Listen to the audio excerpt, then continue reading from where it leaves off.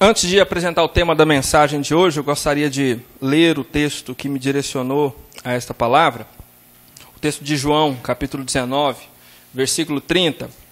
Nós temos todos os textos aqui na projeção, mas se você quiser, claro, fique à vontade para acompanhar na sua Bíblia. O texto de João 19, versículo 30, Jesus disse: está consumado. Com isso, curvou a cabeça e entregou o Espírito.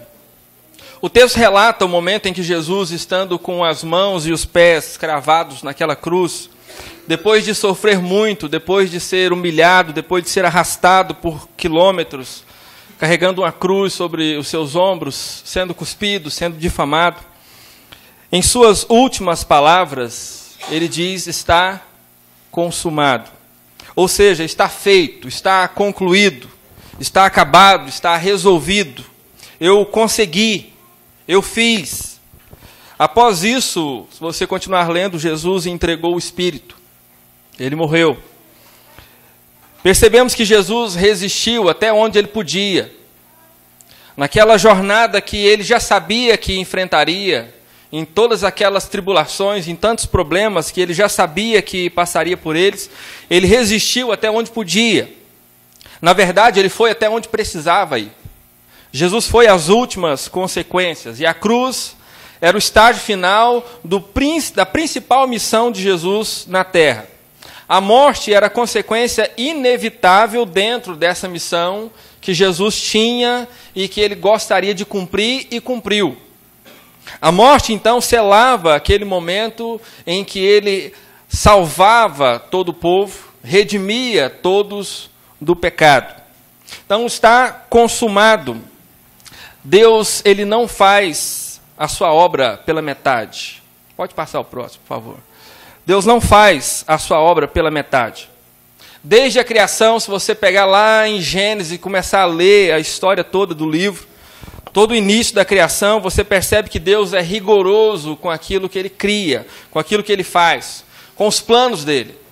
Ele tem um objetivo, ele tem uma meta e ele trabalha para que aquele objetivo seja alcançado, seja cumprido. Ele faz o seu melhor, ele não deixa nada mal feito.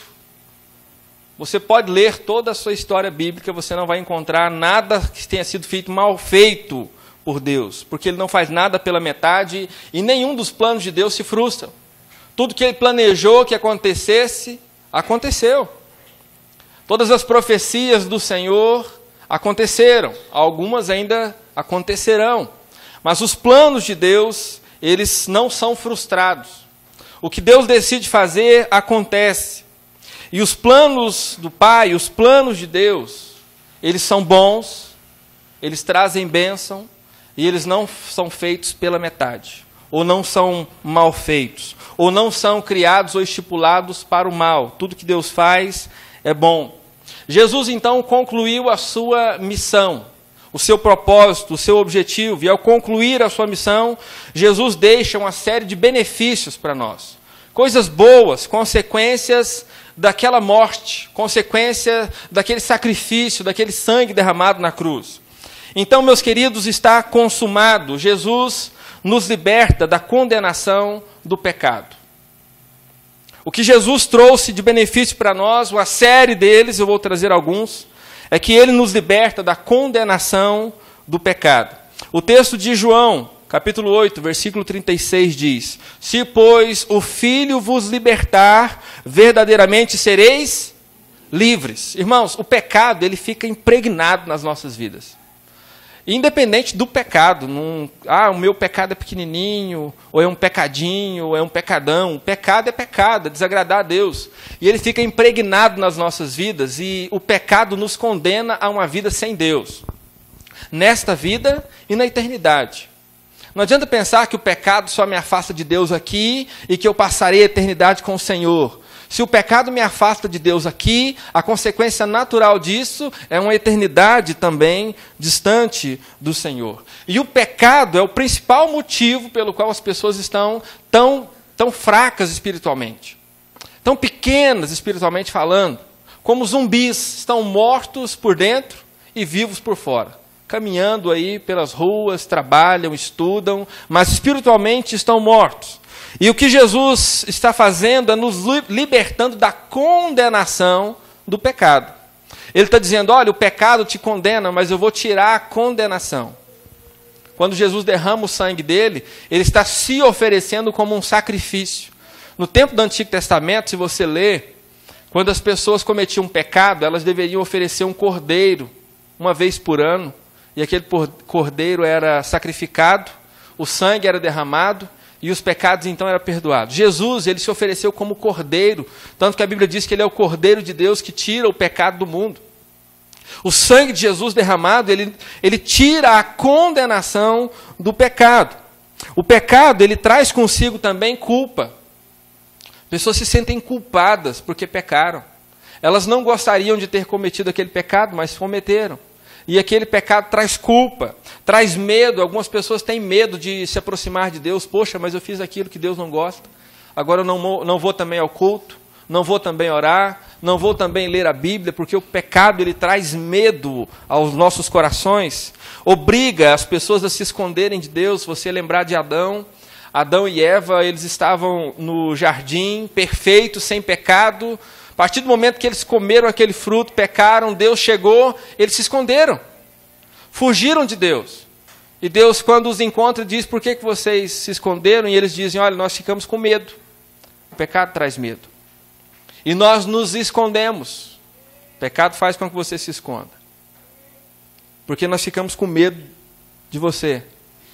E aí Deus diz, vocês comeram o fruto? E eles admitiram que comeram. O pecado faz isso. Faz com que as pessoas tenham medo, faz com que elas fujam da presença de Deus, mas Jesus nos liberta disso. Ele tira esse peso e essa condenação do pecado, e Ele nos permite estar novamente na presença de Deus. Quando nós nos arrependemos dos nossos pecados, reconhecemos Jesus como sendo o nosso Salvador, quando nós abrimos os nossos corações, Jesus entra e Ele nos perdoa. Junto com o perdão vem o livramento. Vem a eternidade com Deus, vem a santificação e inicia-se todo um processo diferente na sua vida, mas Jesus nos liberta da condenação do pecado. É claro que eu não posso ficar pecando por conta disso. Ah, Jesus me perdoou, então vou continuar. Não é isso. Mas não há condenação se você entregou o seu coração ao Senhor. Os pecados que você cometeu no passado foram perdoados. Por mais que você os julgue grandes ou pequenos. Eles traziam condenação para a sua vida. Mas em Jesus já não há mais condenação. E você pode se aproximar novamente do Pai. Se você confiar em Jesus e escolher lutar contra o pecado, e aí vem a segunda parte disso. Quando você abre o seu coração, você recebe perdão, mas você também diz, eu não vou mais fazer isso. Eu não quero mais fazer isso. E você passa a lutar contra o pecado, e isso vai, todos os seus dias você estará lutando contra o pecado. Está consumado. Jesus é o nosso alívio. É um outro benefício que o Senhor nos trouxe. O texto de Mateus 11, 28 diz, vinde a mim todos que estáis cansados e oprimidos, e eu vos aliviarei. Nós falamos sobre isso na semana passada, foi uma pregação específica a respeito desse assunto. Quando nós estamos cansados, sobrecarregados, quando nós estamos vivendo debaixo de pressão, o mundo nos receita vitaminas, remédios. Remédio para você dormir, remédio para você se acalmar. Remédio, é o que o mundo te oferece. Quando nós estamos oprimidos, sobrecarregados, a receita é férias, descanse. Não é isso? Descanse. Tire uns dias de folga. Quando a nossa alma está doente, o mundo tenta resolver com remédios, com passeios, mas Jesus nos oferece alívio e descanso e paz em meio a guerras. Foi o que nós falamos na semana passada. Quando a nossa alma está doente, o mundo nos oferece uma solução, mas Jesus nos dá paz. Mesmo em meio a batalhas, mesmo em meio a lutas. E Jesus oferece a paz que é verdadeira, que excede a todo entendimento, porque Deus não faz nada pela metade. Você não vai estar meio em paz, você estará em paz, porque Deus não faz nada pela metade. Mas falamos muito sobre isso na semana passada. Está consumado, Jesus é a nossa luz. O texto de João, capítulo 8, no versículo 12, disse Jesus, eu sou a luz do mundo. Quem me segue não andará em trevas, mas terá a luz da vida. Você já tentou andar dentro da sua casa quando acaba a luz de noite? Normalmente você sai tropeçando nas coisas. Você bate aqui na quina, bate ali numa outra. Você sai procurando um fósforo, uma vela, não acha. Na verdade, você nem tinha vela, você procurou à toa, esqueceu de comprar. Mas você fica perdido no escuro. Agora, se você está num ambiente que você não conhece, pior ainda, na sua casa você ainda tem uma noção de onde é a cozinha, do que tem ali, se tem uma mesa, se tem uma cadeira. Mas quando você está num ambiente que você não conhece, você não enxerga nada, você não sabe para onde está indo, que obstáculo tem na sua frente, se você vai cair, se você vai bater em alguma coisa. E nós vivemos assim, por muito tempo, como cegos no escuro. Parece redundante, mas é isso mesmo. Sem enxergar nada da vida, tropeçando em coisas que desagradam a Deus, fazendo coisas que nós pensamos que é bom e não é. Falando coisas que nós achamos que é legal e não é.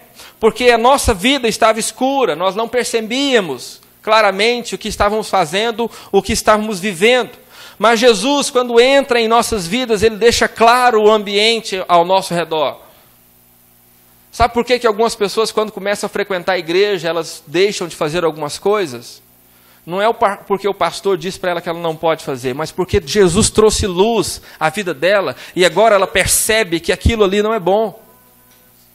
Jesus trouxe luz ao caminho dela e ela percebe que naquela direção que ela estava indo, vai ter um precipício lá na frente, ela decide não ir mais.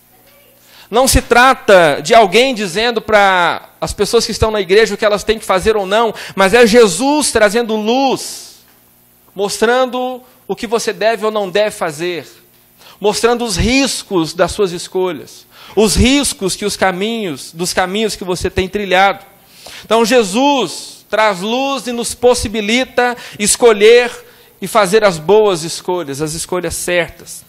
Se antes nós andávamos cegos por causa do pecado, hoje com Jesus os nossos olhos contemplam o que é certo, o que é errado, e então tomamos uma decisão consciente. Eu quero servir ao Senhor, eu quero seguir ao Senhor, e eu não quero mais isso ou aquilo na minha vida. Antes cegos pelo pecado, hoje com tudo claro ao seu redor, porque Jesus é a nossa luz, e Ele não faz nada pela metade. Você não vai trilhar em um caminho que Jesus te apontar e lá na frente quebrar a cara. Ele não te dá um caminho pela metade. Ou de repente você vai chegar no fim e vai, poxa, acabou, não tem mais caminho daqui em diante. O caminho que o Senhor estipular para você é caminho de bênção, vai te levar a grandes lugares, a grandes conquistas, a grandes vitórias. Mas você precisa enxergar por onde você está caminhando. Você consegue ver o que está acontecendo ao seu redor? Você consegue ver as consequências das suas escolhas hoje? Talvez falte um pouco de luz na sua vida, então permita que o Senhor Jesus ilumine a sua vida e os seus caminhos, porque Ele não faz nada pela metade. Tudo que Ele faz é bom. Está consumado. Jesus é o caminho. João 14, versículo 6. Disse-lhe Jesus: eu sou o caminho e a verdade e a vida, ninguém vem ao Pai senão por mim. Nem todos os caminhos nos levam à felicidade. Nem todos os caminhos podem levar você ao sucesso, àquilo que você tanto quer.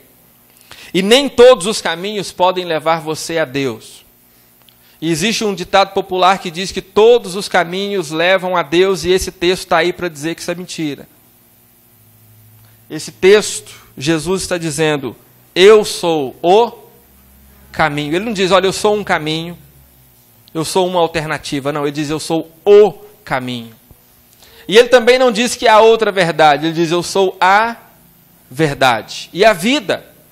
E ele conclui dizendo, ninguém vem ao Pai a não ser por mim. Não há um outro jeito de se chegar a Deus se não for através de Jesus. Ignorar Jesus é ignorar a única alternativa capaz de levar você a Deus. Ignorar Jesus é ignorar a única solução de Deus para o problema do homem, que é o pecado. Ignorar Jesus é continuar vivendo com o peso do pecado nos ombros, vivendo como cego pela vida, sem rumo, sem direção. Jesus é o caminho, a verdade e a vida, e é dele que nós precisamos. Aqueles que seguem por esse caminho, que é Jesus, encontrarão o Pai nesta vida e na eternidade. Também não se trata de uma promessa para após a sua morte. Olha, venha pelo meu caminho e depois você encontrará Deus. É uma promessa de Deus para você hoje. Eu sou o caminho e através de mim, Jesus, né, você encontra o Pai hoje. Você falou com o Pai hoje? Esteve nos braços do Pai hoje? É bom quando você está com saudade da sua mãe ou seu pai, você que mora longe dele, e ainda os tem, e você o reencontra e dá aquele abraço. É bom, não é? Ou quando você encontra alguém que você ama demais e você já não via há um bom tempo, dá aquele abraço. O Senhor está de braços abertos para você todos os dias, esperando por esse abraço. E Jesus é o caminho que possibilita isso. Se você trilhar esse caminho todos os dias, você terá o Pai com você, do momento que você acordar até o momento que você dormir. E é o próximo ponto, está consumado. Jesus está sempre conosco. Mateus 28, versículo 20. Eis que eu estou convosco, quando? Todos os dias, até a consumação dos séculos. Jesus não nos abandonou após a morte. A Bíblia diz que ele voltou aos céus. Está sentado à direita do Pai. Mas ele enviou o seu Santo Espírito, aquele que é o Consolador. Aquele que fala conosco todos os dias. Aquele que nos diz, olha, não faz isso não, não é bom. Olha, não vá por aí não, esse caminho também não é bom para você. Nós estamos acompanhados o tempo todo, a presença do Espírito Santo está conosco. E Deus, embora seja um só, Ele é Pai, Ele é Filho e é Espírito Santo. Três que na verdade é um só. Então se eu tenho o Espírito Santo comigo, eu tenho Jesus comigo, eu tenho Deus comigo o tempo todo. E ele fez essa promessa dizendo que estaria sempre conosco, habitando em nossos corações, mas ele também não invade as nossas vidas. O Senhor é muito educado. Tudo que há de virtude está em Deus, e educação é uma delas, e ele não invade as nossas vidas. Ele não vai invadir o seu coração, ele não vai rasgar o seu peito e entrar aí dentro e dizer, a partir de hoje você faz do jeito que eu quiser. Embora ele pudesse fazer isso, se quisesse, ele faria assim, ou diria uma palavra apenas e você sairia assim, ó, obedecendo em tudo, mas ele não quer fazer isso. Ele espera que você seja convencido pela palavra de que a melhor escolha é abrir o seu coração e convidá-lo a fazer parte da sua vida. No dia que você fizer isso, ele entra. Ele faz morada em seu coração. Ele muda a sua história. Ele te dá uma nova perspectiva. Ele te enche de sonhos. Ele muda a sua realidade. Você já fez isso alguma vez na sua vida? Você já disse, Senhor, eu reconheço pela Tua palavra que eu preciso do Senhor em minha vida, eu estou abrindo o meu coração e convido, entre, habite aqui dentro. Se você ainda não fez isso, não aconteceu. Porque Ele é educado. Tanto é que lá em Apocalipse 3:21 não está aí não, lembrei agora. 3:21, se não me engano, ele diz, eis que estou à porta e bato. Se alguém ouvir e abrir a porta, eu entrarei e cearei com ele e ele comigo. Promessa do Senhor, eu estou do lado de fora, estou batendo na porta. Se você ouvir e abrir, eu entro. Então se você ainda não fez isso, se você não abriu seu coração, não convidou o Senhor a entrar, você pode fazer isso a qualquer momento, pode fazer isso agora. Mas você precisa fazer. Porque Jesus quer entrar e habitar e fazer morada, Ele estará com você o tempo todo. Mas você precisa convidá-lo a fazer parte da sua vida, fazer parte da sua história.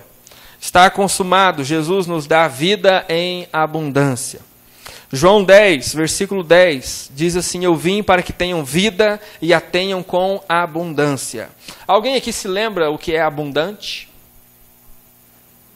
Abundante é mais do que suficiente. Mais do que suficiente. Já viu quando você está com um copo, colocando água, e aí você diz, tá bom, e continua colocando, tá bom, de repente ela transborda.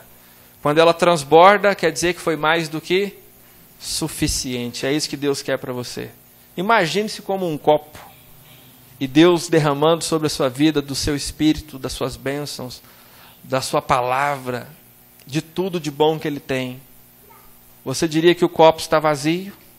Está meio cheio? Está completamente cheio ou está transbordando? O Senhor quer transbordar. Mais do que suficiente, em abundância. Esta é a vida que o Senhor tem para você e quer para você. Mais do que suficiente, vida abundante. Essa é a vida que Ele nos oferece. Jesus não te ofereceu, por exemplo, uma família mais ou menos abençoada. Ou uma vida financeira mais ou menos abençoada. Não pense só em dinheiro, não. Pense na sua vida profissional. Uma vida profissional mais ou menos abençoada, ou amizades mais ou menos abençoadas, saúde mais ou menos abençoada. Ele não fez nada pela metade. Não fez nada mal feito. O plano do Senhor para a sua vida não é nada mal feito, mal organizado. Tudo que Ele tem para você é bom. E perfeitamente bom.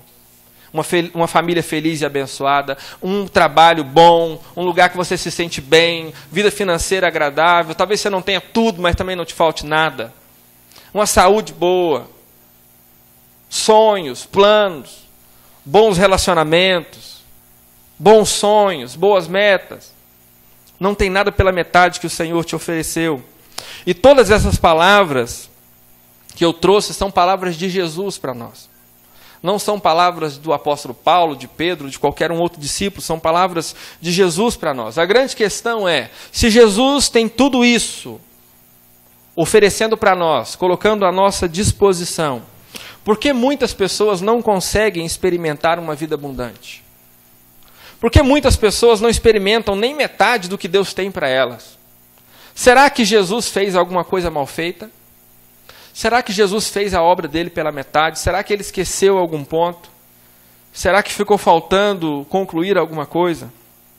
Você acha que Jesus faria alguma coisa pela metade? Não. Jesus não fez nada pela metade, não fez nada faltando, está tudo pronto. Ele disse, está consumado. Eu fiz, eu terminei, eu acabei, está resolvido. Mas, infelizmente, muitas pessoas vivem um evangelho pela metade. Experimentam um pouco do que a palavra de Deus oferece, leem lá algum versículo uma vez ou outra, aprenderam alguns princípios, mas às vezes nem colocam em prática. Conhecem um pouco do que a palavra apresenta. Eu li uma vez, uns 2 anos atrás, uma carta do Novo Testamento, ou uma carta do Antigo Testamento. Praticam um pouco do que a palavra nos ensina. Olha, isso aqui eu sei, eu consigo fazer, aquilo ali eu não dou conta, já tentei, mas desisti porque é mais forte do que eu, né? Infelizmente, muitas pessoas vivem um evangelho pela metade, mas esperam que as bênçãos de Deus sejam completas na vida delas. Quando elas oram, quando elas pedem a Deus, elas não dizem, olha, Senhor, faz só a metade do que eu preciso. Elas dizem, Senhor, eu preciso disso, eu preciso daquilo outro. Ora, se Jesus fez tudo, está feito, está concluído, se tudo que Ele faz é bom, por que não experimentamos de tudo que Ele tem de bom? Talvez porque estejamos vivendo um evangelho pela metade. Fazendo apenas um pouco do que deveríamos, menos do que deveríamos fazer. De tudo que eu disse hoje, algumas coisas devem ficar bem claras para você. Se você espera mesmo que a bênção de Deus chegue sobre a sua vida, sobre a sua casa. Se Jesus nos liberta da condenação do pecado, foi o primeiro ponto, então eu não devo mais cultivar certos pecados, ainda que eu os considere pequenos. Se você entende que Jesus pagou um preço para libertar você da condenação do pecado, abandone o pecado. Talvez você faça uma avaliação da sua vida agora e lembre-se de algum pecado que você ainda comete e diz, mas é um pecadinho desse tamaninho, coisa pouca. Jogue isso fora. Não é de Deus para você. Não vai trazer bênção para você. E talvez o motivo de você não avançar na sua vida espiritual seja exatamente esses pecados que ainda restam na sua vida. Você nunca vai ser perfeito. Você estará sempre lutando contra alguma coisa. Mas o ser humano, às vezes, guarda alguns pecados que ele não luta contra eles. Ele acha que está bom, não incomoda ninguém está vendo, não prejudica o casamento, mas Deus está vendo. E Ele não está feliz com os pecados que ainda restam em nossas vidas. Então, lute contra os pecados. Se Jesus é o nosso alívio, então não devemos buscar alívio nas coisas deste mundo. Tem gente que diz assim, eu estou estressado, eu vou pegar meu cartão de crédito, eu vou gastar ele uns R$200 que eu fico feliz. Tem gente que é assim, não tem? Tem? Tem, pode falar que tem. Tem gente que se alivia gastando. E aí, semana que vem, se estressa de novo, vai fazer o quê? Vai gastar de novo. Daqui a um tempo, se estressa de novo, faz o quê? Vai gastar de novo. Qual que é a consequência disso, irmão? Daqui a pouco você não dá como pagar o cartão. Daqui a pouco você está com o limite estourado. Você está no vermelho do banco. Consequências negativas virão se você buscar paz no lugar errado. Se você buscar alívio no lugar errado. Aquela expressão, está nervoso, vai pescar, ajuda bastante, mas a paz verdadeira está no Senhor. Se você realmente depender do anzol e do peixe, irmão, tem dia que você não pega peixe nenhum. Então a sua paz precisa vir de Deus. Não estou dizendo que você não deve fazer compra, e nem que você não deve ir pescar. Mas estou dizendo que o seu foco precisa estar no lugar certo, que é Deus. Se você depender de uma outra coisa que não seja Deus, você vai se frustrar. Se Jesus é a nossa luz, então eu não devo me fingir de cego para aquilo que está ao meu redor. Pelo caminho que eu estou trilhando, pelas coisas que eu estou fazendo. Se eu percebo, se Jesus colocou essa luz e eu percebo que aquilo não é bom, eu não devo fechar os meus olhos para aquilo. Eu devo encarar, eu preciso resolver isso aqui, resolva. Não deixe nada pendente. E se Jesus é o caminho, não escolha um outro caminho. Não tente andar por atalhos. Não existem atalhos para a eternidade com Deus. Não existe atalhos para Jesus. A única forma é obediência. Então siga, trilhe o caminho certo. E se Jesus é quem nos garante a vida eterna, ninguém mais deve ocupar o primeiro lugar na sua vida. Quem mais pode dar a você a eternidade com Deus? Quem mais pode livrar você da condenação do pecado? Quem mais pode perdoar o que você já fez no passado e te escrever uma nova história? Ninguém mais. Então não coloque outra pessoa no lugar de Jesus aí na sua vida. Que Ele ocupe o devido lugar, o principal lugar em sua vida. E se Jesus está sempre conosco, eu não devo ignorá-lo. Não devo me afastar dele. Não devo fugir da presença dele. Até porque o que o mundo espera é que você viva longe de Deus, longe de Jesus, longe da igreja, longe da fé. Muitos dos seus amigos dirão para você que é uma bobeira ir à igreja. É perda de tempo ficar ouvindo o pastor falando. Dirão para você que o ideal é você ir a uma festa, uma balada, uma rave. É ir passear, curtir a vida doidado. Quando na verdade estão cegos. Porque Jesus ainda não iluminou a vida deles. Não porque Jesus não possa, mas porque Jesus não foi convidado. E essas pessoas cegas estão tentando dizer para você o que você tem que fazer e o que você não tem que fazer. E se você seguir no caminho dessas pessoas cegas espiritualmente, a tendência é você se afundar no abismo junto com elas. Então, se Jesus está sempre conosco, não o ignore, não se afaste dele, não fuja da presença dele. Se eu espero que a bênção de Deus venha por inteiro na minha vida, eu não posso viver um evangelho pela metade. Eu não posso fazer só apenas uma parte, escolher aquilo que eu quero e aquilo que eu não quero. O evangelho não é aquele lugar de restaurante que você vai, que está cheio de comidinha, como é que é o nome? Self-service. O evangelho não é self-service para você ir lá escolher, eu quero isso, eu quero isso e eu quero isso. Não, senhor. O evangelho é igual pai com criança pequena. Vai comer porque vai te fazer bem, come aí. Ah, não quer não, come. Vai comer porque vai te fazer bem. O evangelho todo nos faz bem. Eu não posso ser seletivo, escolhendo um pouco e abrindo mão de outro pouco. Viver o evangelho pela metade é não conhecer de fato quem Jesus é. E Deus tem um plano para cada um de nós. É importante que você saiba disso. Está consumado. Jesus nos deu uma missão. Marcos 16, versículo 15. Vão pelo mundo todo e preguem o evangelho a todas as pessoas. Viver em abundância não se trata necessariamente de viver como eu quero, como eu gostaria, mas viver como Deus espera que eu viva. E isso é viver em abundância. Às vezes abrir mão do que eu quero por aquilo que Deus quer. Isso é viver em abundância. Porque tudo que Deus faz é bom. Ninguém que abriu mão de sua própria vida por escolher o caminho de Deus se arrependeu. Mas aqueles que ficam titubeando na fé, eles têm dúvidas se obedecer a Deus é bom ou não. Mas quem já obedeceu dirá, é o melhor. É a melhor escolha, é a melhor opção. A sua vida será feliz, será abundante no dia que você reconhecer que Deus tem um propósito para a sua vida, tem um plano para a sua vida, tem uma forma ideal para a sua vida. E talvez você não consiga contemplar isso porque os seus olhos ainda estão fechados. Mas o que Deus tem para você é bom, é bênção, trará coisas positivas para a sua vida. Enquanto você se negar a viver os planos de Deus, pode ser que você considere a sua vida insignificante e sem graça. Justamente porque a graça toda e a bênção toda está no caminho que Deus escolheu para você. E não no caminho que você escolheu para si mesmo. Você acha que sua vida não está boa?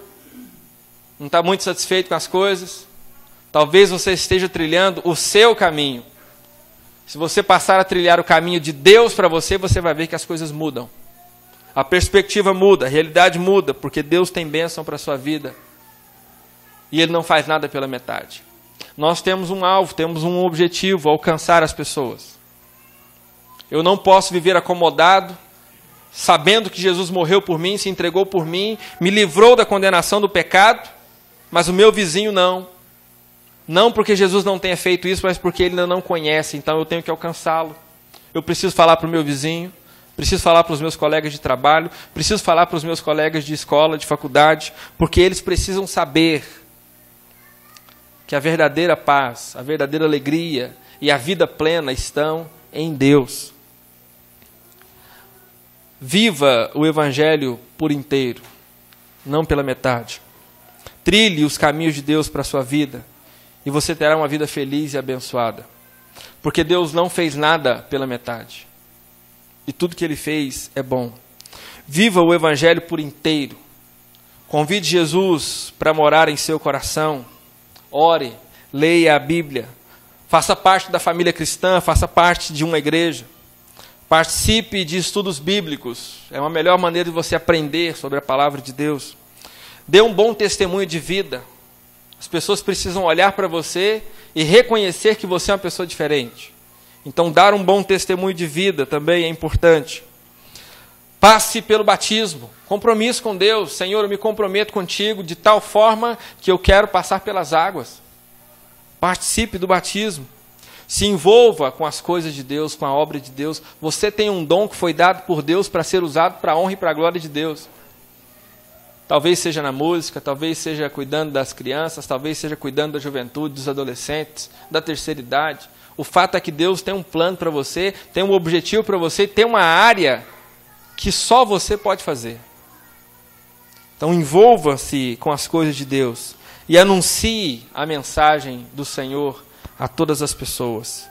Viva esse Evangelho por inteiro e receba as bênçãos de Deus por inteiro na sua vida. Pergunta com a qual encerra esse sermão é: você está vivendo o Evangelho pela metade ou por inteiro? Queria que você fechasse os seus olhos. Responda para si mesmo. Da maneira que você está vivendo, as suas ações, as suas práticas, as suas escolhas, suas decisões, você está vivendo o Evangelho pela metade ou você está vivendo o Evangelho por inteiro? Talvez você tenha orado, pedido ao Senhor que o abençoe. Talvez você esteja esperando por algumas respostas de oração há um bom tempo e nada acontece. Talvez o motivo seja exatamente esse.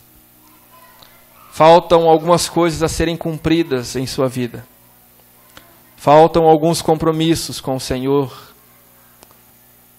E Ele que morreu numa cruz por você, espera que você ofereça o seu melhor a Ele. As mãos dele estão estendidas, prontas para te abençoar. Os braços estão abertos, prontos para te abraçar. Porque Ele fez tudo perfeito, está consumado. A parte dele está feita, está concluída. Talvez falte a sua parte, a sua iniciativa.